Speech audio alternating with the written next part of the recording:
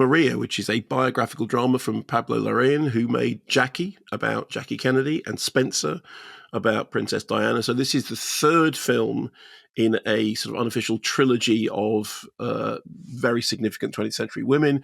This time, the opera diva Maria Callas, played by Angelina Jolie, also features Howard Bilgner and as Aristotle Onassis, who, of course, weirdly gives you a connection to Jackie, because Jackie Kennedy goes on to have a relationship with Onassis, who then goes on to have a blah, blah, blah, blah, blah. Scripted by Stephen Knight, whose credits include Dirty Pretty Things, Eastern Promises, the David Cronenberg film, which I like very much, and more recently, Spencer. And the narrative is framed by this fairly familiar device. The device starts with the discovery of Maria Callas's dead body in 1977 September. And it then goes back for the last week of her life. During that week, she tries to find out whether she still has a singing voice, whilst also slipping into flashbacks of her life as a superstar. We see her in her apartment where her loyal butler and her housemaid are fretting about her health, her behavior. She's constantly telling them to move a piano from one room to another. She's arranged to sing at a closed venue where there's a pianist who has promised that nobody else will hear. It's just him. And when she starts singing, he says, "I'm hearing Maria. I need to hear Callas." And then Lorraine cuts between her failing voice now and the soaring voice of the past.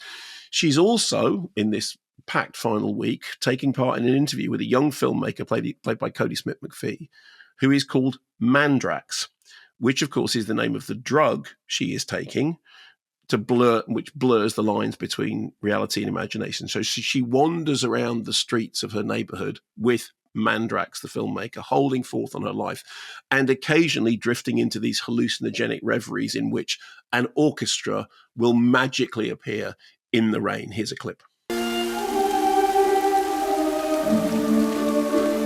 This is the part of the film where you're expected to sing, Maria. So sing. La Callas is expected to sing. No excuses. No diva imagined sickness. Not like Rome, not like Covent Garden, not like New York. Sing! I will sing when I am ready to sing.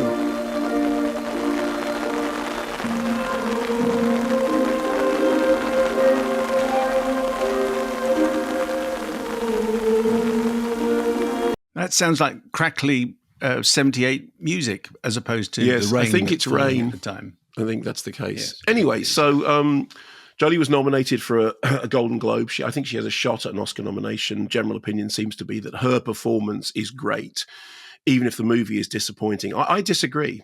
I think that her performance is disappointing as well as the film. I mean, watching this, it seems amazing to me that the same person that made Jackie and Spencer made something as lumpen and contrived as this. I mean, I know the critics have kind of generally quite liked it. The main problem is the script. I mean, the script is absolutely crammed full of the kind of toe-curling one-liners, of which "I need to hear Callas" is by no means the worst. The device of having the film director,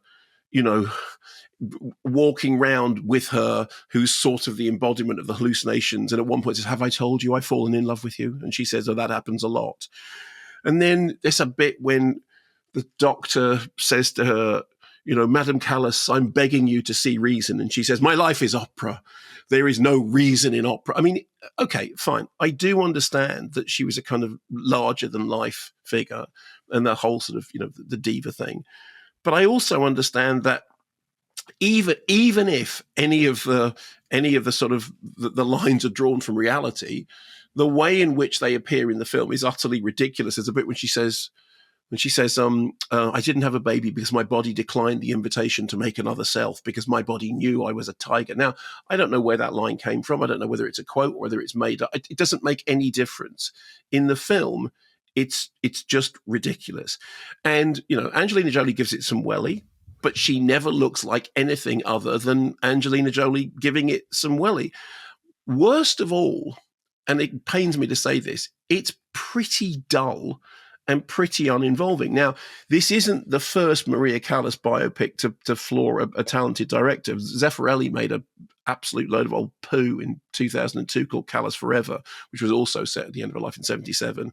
with I think it's Fanny Ardant, and Ken Russell was involved with a project that Faye Dunaway was involved in for years and years, and I don't think Ken's involvement was on and off anyway.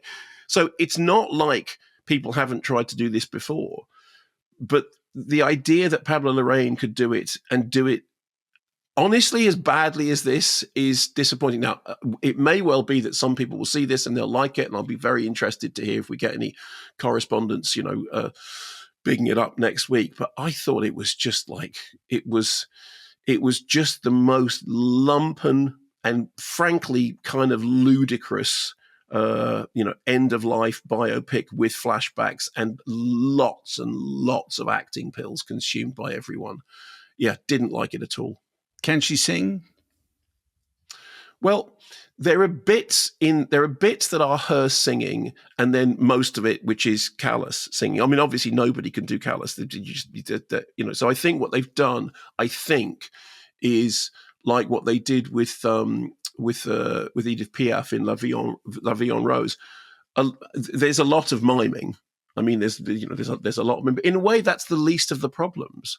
It's the least of the problems. It's like people keep talking about the Bob Dylan biopic that's coming up with Timothée Chalamet and saying he did all his own vocals, which he does.